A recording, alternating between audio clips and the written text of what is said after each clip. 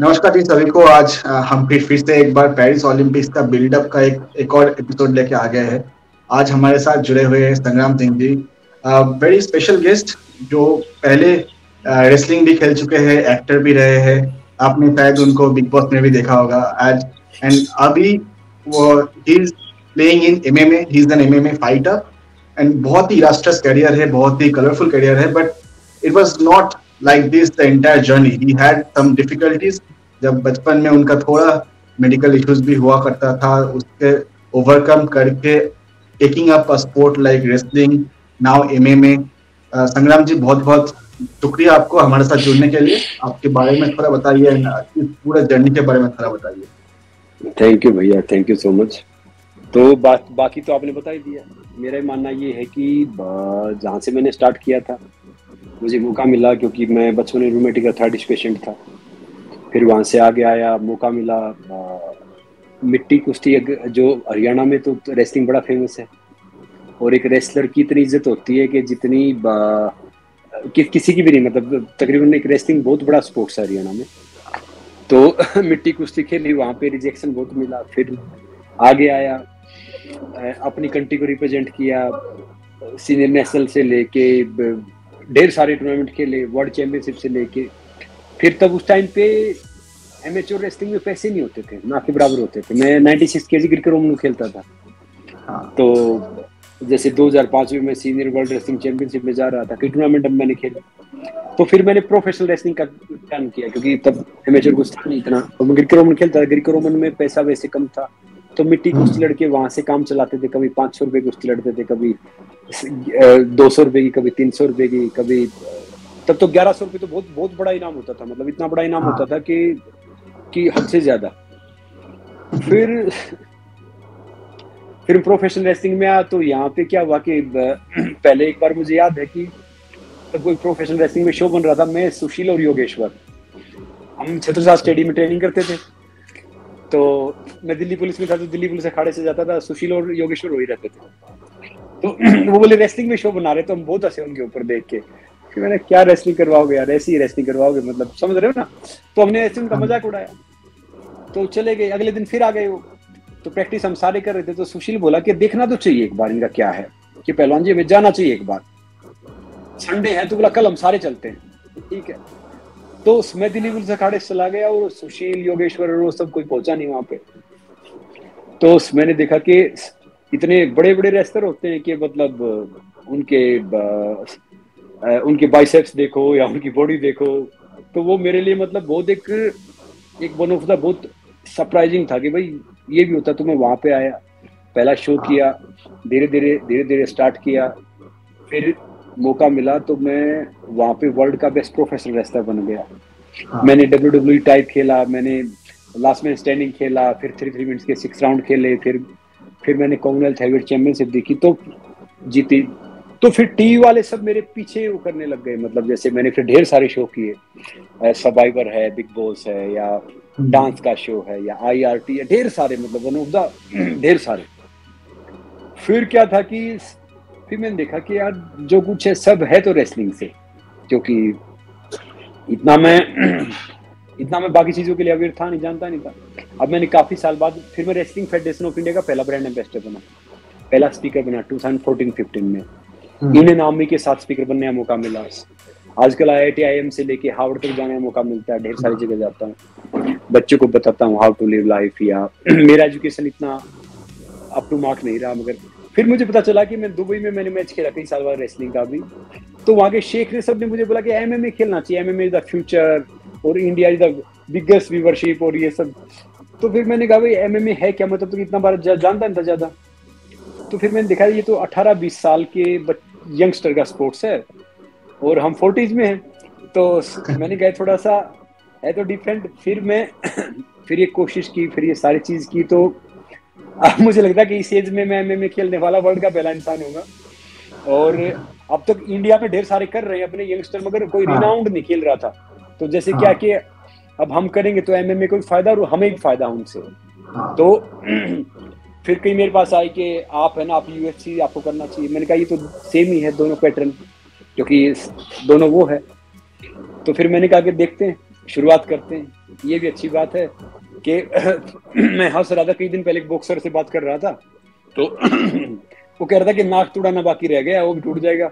मैंने कहा नहीं, वो पहले ही रेसलिंग में टूट गया था, अब इसको रिपेयर कर लिया हमने, ठीक हो जाएगा। तो क्या है कि मेरे ये करने से ढेर सारे बच्चे इंस्पायर होंगे कि भाई जब मैं 40 में जाके कर सकता हूँ तो वो 20-30 में कैसे स्पोर्ट्स छोड़ सकते हैं, कैसे वो चीजें कर सकते हैं। तो दैट्स वाई मैंने सोचा कि ये किया जाए, और मैं बहुत ट्रेनिंग कर रहा हूँ, बहुत चीजें करता हूँ, और मेरा मानना ये है कि मैं आऊंगा आपके एमएमए के जर्नी के बारे में भी, पर पहले थोड़ा ओलंपिक्स के भी बात कर लेते हैं। बिल्कुल बिल्कुल बिल्कुल करते हैं।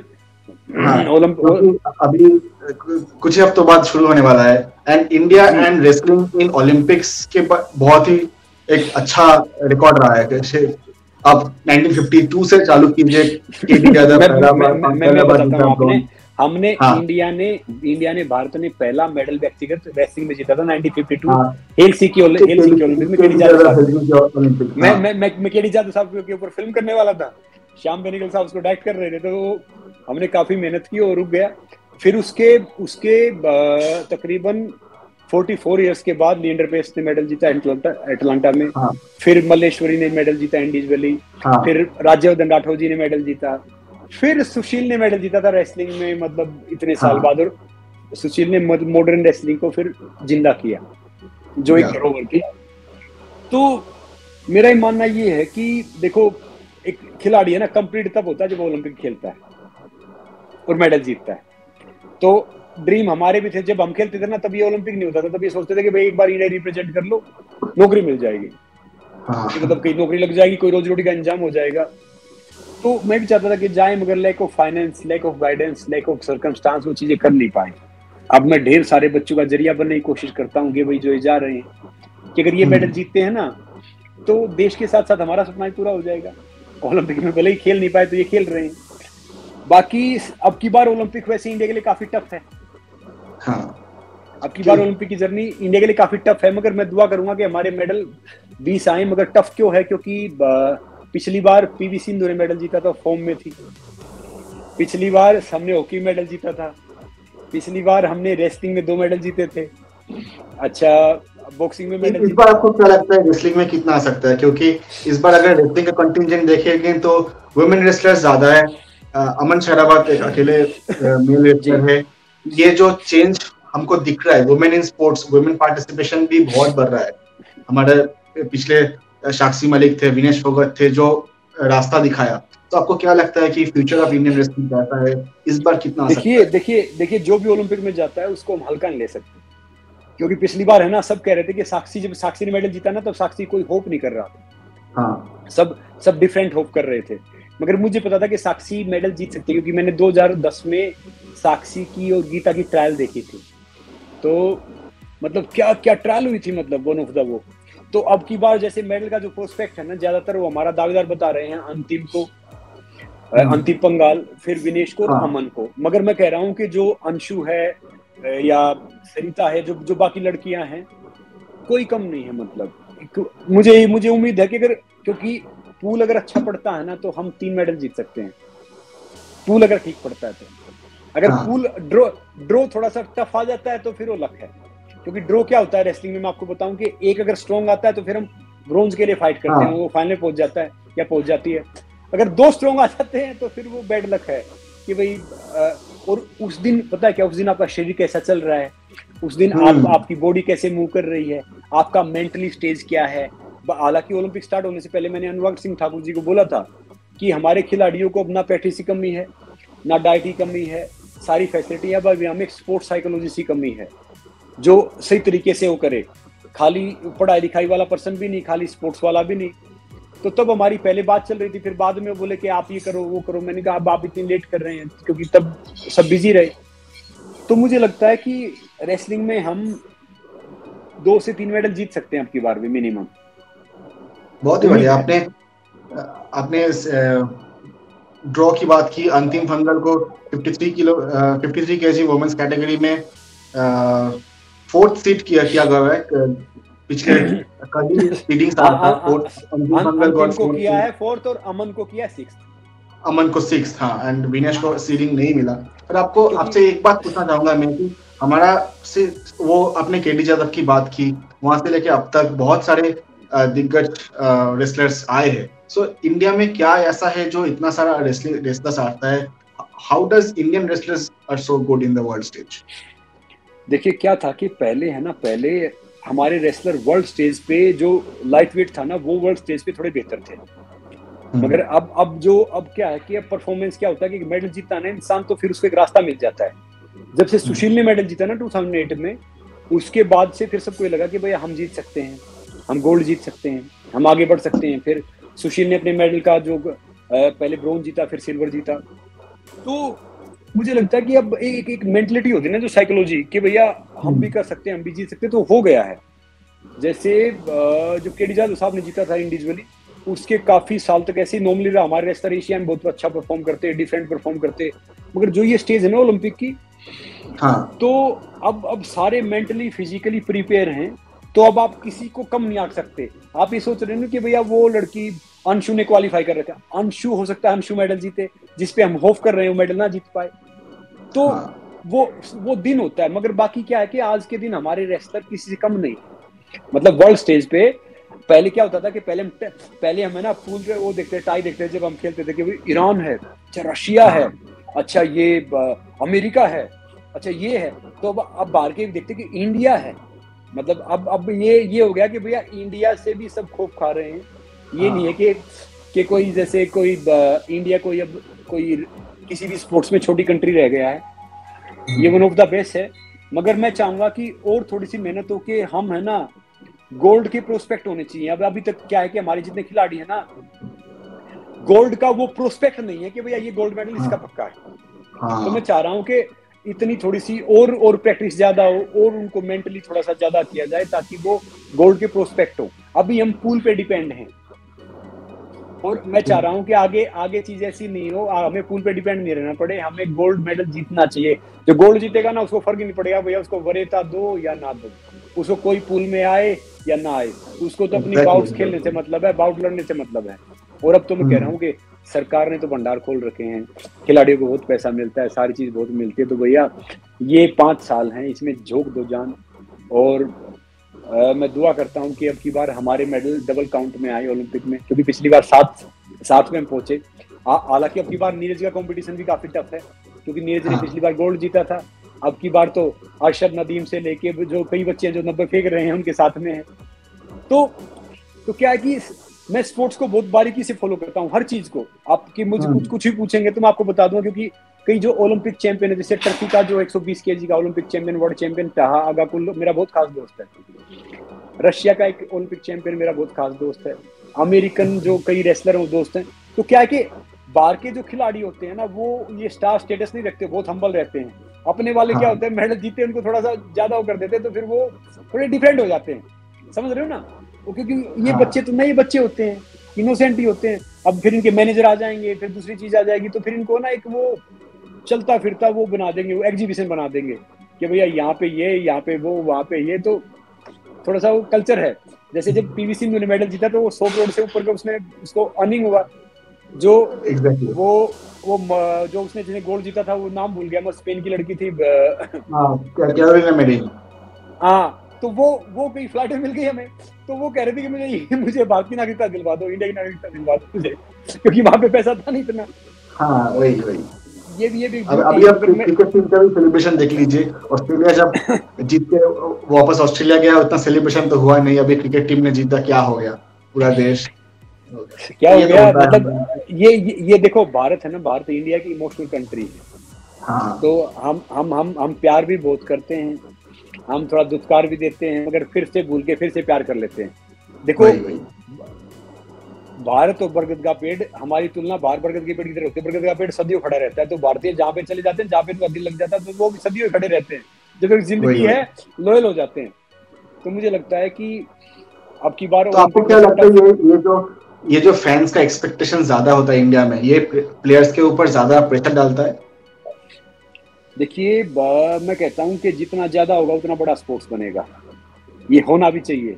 थोड़ा सा प्रेशर तो होता है, मैं चाहता हूँ क्रिकेट की बजाय सबका इतनी उम्मीद है ओलंपिक पे भी करो भैया, सबको देखो, ये देखो कि भैया आज मेडल की होप विनेश है, आज मेडल की होप अंतिम है, आज मेडल की होप अंशु है, आज अमन है, या आज निखित है, आज नीरज है। तो मैं कह रहा हूँ कि ये प्रेशर उन पे भी होना चाहिए।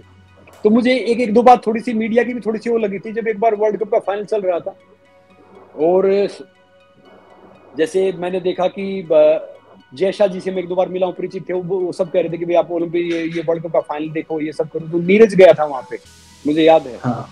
तो नीरज को ना किसी चैनल ने दिखाया, ना किसी ने खबर छापी। बाद में नीरज ने बेचारे ने खुद अपना एक फोटो वहां पे डाला। तो मैं वो मेरे लिए हार्टफुल था कि यार एक ओलंपिक गोल्ड मेडलिस्ट है, उसको आप एक टीवी एक सेकंड नहीं दिखा रहा है, कोई चैनल उसकी न्यूज नहीं कर रहा है, कोई वो नहीं। तो देखो वो थोड़ा सा एक समझे ना, मतलब एक वो मेरे लिए मतलब वो फील हो था। तो मैंने इवन क्रिकेट बोर्ड में कई बड़े अधिकारी जो मेरे नोन है, मैंने उनसे बात किया। मैंने कहा यार, बोला हमने भी ध्यान नहीं दिया, उस दिन को फाइनल फिनाले था और उस दिन इतना हो था। मैंने कहा नहीं, गलत बात है। तो मैं चाहता हूँ कि बाकी स्पोर्ट्स का भी इतना होना चाहिए। जैसे क्रिकेट का मैच होता है ना, तो गलियां सुनसान हो जाती हैं, रोड खाली हो जाते हैं। हाँ। अभी मैंने देखा वो वर्ल्ड कप, तो देखो मैं भी देखता हूँ, तो रोड खाली हो जाते हैं। तो मैं चाह रहा हूँ कि ओलंपिक के टाइम भी ऐसा ही हो कि रोड खाली हो जाएं, एयरपोर्ट पे जहाँ पे भी हो लोग चीयर अप करें। एकदम हाँ। हम आपको बता दें कि हम रेप स्पोर्ट से 7 जन जा रहे हैं ओलंपिक में कवर करने के लिए। शायद इंडिया का एक ही शायद इतना बड़ा कंटिंजेंट फॉर मीडिया शायद ही कोई मीडिया हाउस भेजेगा। आखिरी 2-3 मिनट हम बात करेंगे इस इंटरव्यू में। आपसे एक बात जानना चाहूंगा, आप अभी एमएमए कर रहे हैं, तो ये जो रेसलर्स है, यंग बोलिए जो सीनियर्स हो चुके हैं, एमएमए क्या एक दूसरा करियर ऑप्शन हो सकता है for Indian wrestlers down the line? क्योंकि ये ग्रोइंग स्पोर्ट में बहुत ही पॉपुलैरिटी भी आ रहा है। अभी क्या है कि एमएमए भी एक टफ स्पोर्ट्स है। तो क्या है कि ये करियर का ऑप्शन तब हो सकता है जब आप कंटिन्यू प्रैक्टिस में हो, इसका आप अभ्यास करते हो। हालांकि पहले क्या होता था कि पहले जो एक्स रेसलर होते थे वो एमएमए बड़े फाइटर बन जाते थे, क्योंकि वो उस हिसाब से वो करते थे ग्रिपिंग और ये सब। मगर यूथ के लिए ऑप्शन है कि इंसान चाहे तो कुछ भी कर सकता है। मगर क्या है कि थोड़ा सा टफ ये क्यों है, क्योंकि रेसलिंग में तो खाली आपको स्कोर करना होता है, बॉक्सिंग में खाली टच करना होता है, एमएमए में तो कहीं भी आप किक है, पंच है, कहीं भी कुछ कर सकते हो और इसमें तो कोई लिमिट है नहीं। तो थोड़ा सा टफ है। मगर मैं ये सोच रहा हूँ कि ये वन ऑफ द एक बेहतर तरीके से, बेस्ट तरीके से ये अच्छा होगा। उम्मीद तो यही है। तो आपका खुद का कोई प्लान है एमएमए का कैंप चलाने के लिए, एकेडमी खोलने के लिए इंडिया में? जी कोई प्लान नहीं। अभी पहला मैच खेलने जा रहा हूँ, पहले देखता हूँ कि ये कैसा रहेगा, उसके बाद प्लानिंग सोचूंगा। क्योंकि अभी कुछ कहना या प्लान करना वो मतलब कुछ ज्यादा बात करना होगा। पहला मैच देखता हूँ कि जब आप इंटरनेशनल लेवल में खेलते हैं पहला मैच, तो फिर देखते हैं कि क्या है क्या कुछ है। और जब मैच होता है तो आजकल सोशल मीडिया जमाना, आप तो ये भी नहीं कि आप कहीं छिपके कर सकते हो मैच, कभी हार गए जीत के कुछ बच जाएगा। और जो कुछ कहीं पे भी है सबको पता चला कि भैया यहाँ पे ये पंच पड़ा था, यहाँ पे चीजें हुई थी, यहाँ पे चीजें हुई थी, आप कहीं भी कुछ कर लो। तो एक ये एडवांटेज है, क्योंकि आप हर जगह पहुंच जाते हो, यूथ के साथ कनेक्ट करते हो। तो मैं भी इस जर्नी को, खूबसूरत जर्नी को देख रहा हूँ। ठीक है। एंड आखिरी सवाल आपसे, सवाल नहीं, मैं आपसे चाहूंगा कि आप हमारे व्यूअर्स को बोले कि आपको कैसे क्या उम्मीदें हैं एमएमए से, एंड आप क्या चाहते हो कि दर्शकों कैसे आपको सपोर्ट करें, ये थोड़ा बताइए। मैं सबसे यही उम्मीद करता हूँ, गुजारिश करता हूँ कि जैसे मुझे रेसलिंग में ढेर सारा प्यार मिला है, चाहे एमेच्योर किया, मैंने प्रोफेशनल किया, मैंने मिट्टी कुश्ती खेलना स्टार्ट किया था गाँव से। मुझे आज भी याद है कि गाँव में 100 रुपये कमाने वाला मुझे 10 रुपये देता था, हर घर से दूध आता था, घी आता था। तो आगे बढ़ा। तो एमएमए मुझे इतना ही सपोर्ट करो, वो सब करो। एक खिलाड़ी का जीवन आसान नहीं होता, वो हर इच्छा को, हर चीज को साइड में रख देता है, त्यागता है, उसके बाद वो बहुत मेहनत करता है। तो मैं चाहूंगा कि मुझे सपोर्ट करें और देखें, एंजॉय करें। बाकी जीत हार तो देखो। बहुत ही बढ़िया संग्राम जी, आपसे बात करके बहुत ही अच्छा लगा। एंड उम्मीद है आप बहुत सक्सेसफुल हो आपकी इस नए जर्नी में, एंड इंडिया को पेरिस में डबल। नमस्ते। Thank you so much. Thank you ji, नमस्ते।